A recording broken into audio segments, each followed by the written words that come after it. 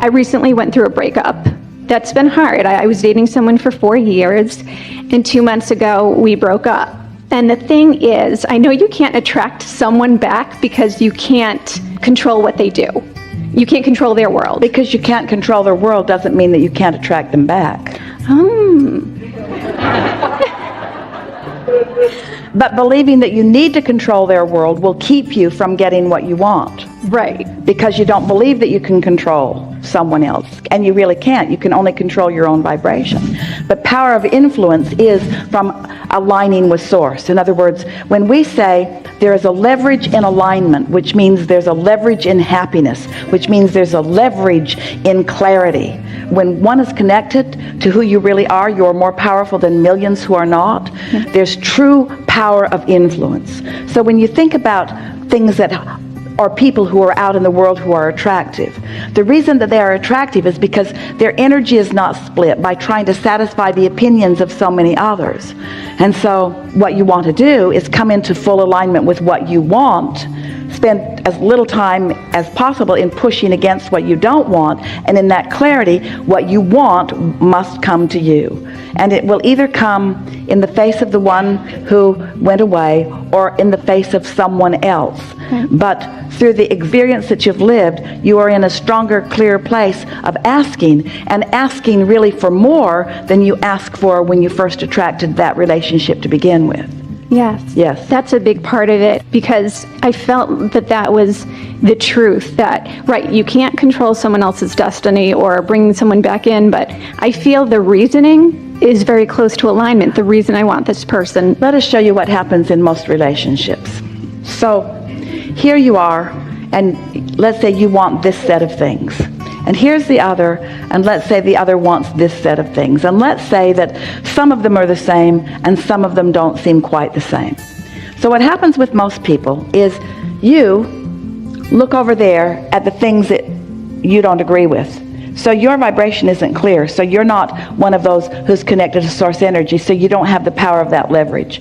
And the other is looking at what you want that he doesn't want, and so doing the same thing, not in alignment either. So here you are, two people, neither one tapped in or tuned in or turned on to what they really want, both blaming the other for not being in the place that they want to be. So that's why you have to leave the person that you want out of the equation in order to get the person you want. Because your awareness of who they're being, if it's not in harmony with what you think you want, keeps you out of alignment, when there is huge potential of experiencing what you want if you just stop focusing upon the aspects that aren't what you want. So don't focus on the negative parts of the relationship. Yeah, because you get what you think about. Right. And don't hold somebody else responsible for how the relationship is going. We're certain that most of you believe that if they'd just be different, they'd be perfect. If they'd just be different, then everything would be fine. But no one came into this experience to give you what you need for your world to be perfect.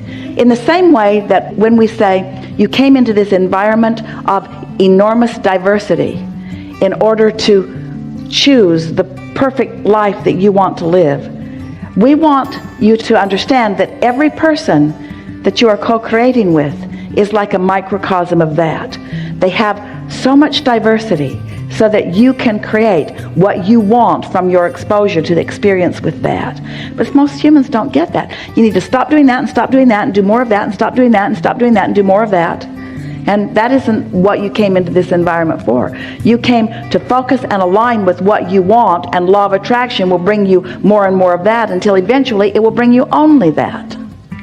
So in knowing that, when you have something like a broken heart, which is just, I'm trying to get happy, and there are times I do, but then social media, and I'm so drawn for momentum to go to his page. When your heart is broken, the sensation of a broken heart means you are in complete opposition to the source within you and what the source within you knows. Your heart is not broken. You are experiencing what it feels like to be looking in exact opposition of what you want. What do you mean? We mean that you want the relationship. You want the relationship to work. You want the relationship to be wonderful. But you've accepted that it's gone, that it's not coming back, that you can't have it. So you're focused in such opposition to what you want and such opposition to what your inner being knows to be true that you feel as if your heart is broken. That's so dramatic and so not true. Your heart isn't broken. You're just in this moment focused in opposition to what you want. Cut it out. Yes, ma'am. We're giving you a crash course in all of this, but we want you to understand, you get what you think about. And it is certain that a lot of what you were thinking about was worrying about whether this was going to be ongoing, worrying about whether it was going to last. In other words... Yeah, it was silly stuff. It was more of a realization that it was right after it ended. But what we would encourage you to focus on just a little bit is that nothing is ended. Nothing is ever done. You can't get it wrong and you never get it done, and you can't get it wrong and you never get it done. You can't get it wrong and you never get it done. And the reason that you can't get it wrong is because it's never done. So you stand in a new place with a whole lot more information within you, with a whole lot more resolve within you, with a whole lot strong intentions within you.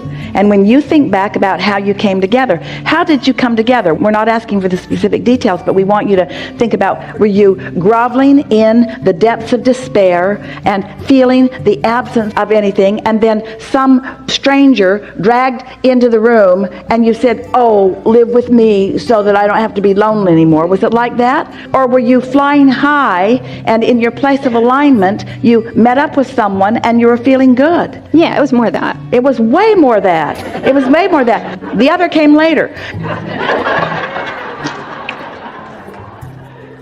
Your initial coming together is the strongest indicator of the compatibility. And your initial coming together showed you enormous compatibility.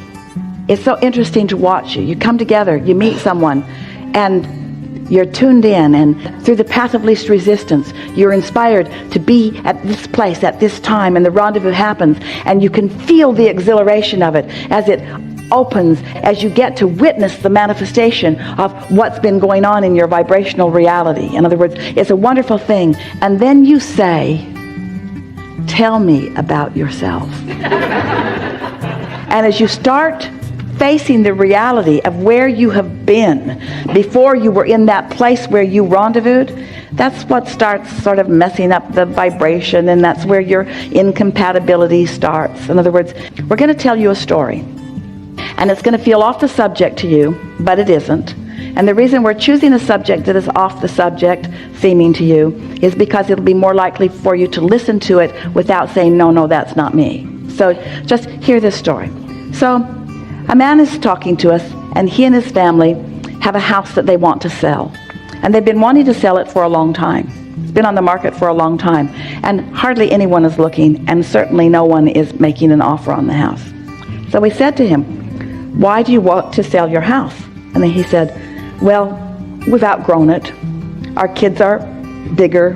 They want more space for themselves. The house is sort of wearing out. It doesn't look as good as it once looked. The landscaping is really fading. It needs a lot of work. The place just isn't what it once was, and we just want something better. And we said, so here's the advertisement that you are sending vibrationally to the universe. Come and buy this dump we no longer want to live in.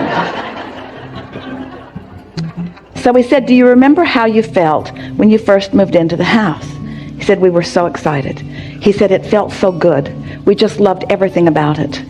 We didn't have much furniture, but what we had, we placed carefully. And we would buy more pieces, and it was so fun. And every weekend, we'd go to the nursery, and we'd buy more plants. And as a family, we would plant them. A week later, his house sold. Because now what he's broadcasting to the universe is what he wants, not what is missing. What felt good when he was in alignment, not how it felt when they got out of alignment. You see, Yes. You heard what we're saying. I've really heard it. Yeah. Really good. Yes. Really good. Yes. Enough? Yeah, thank you so much.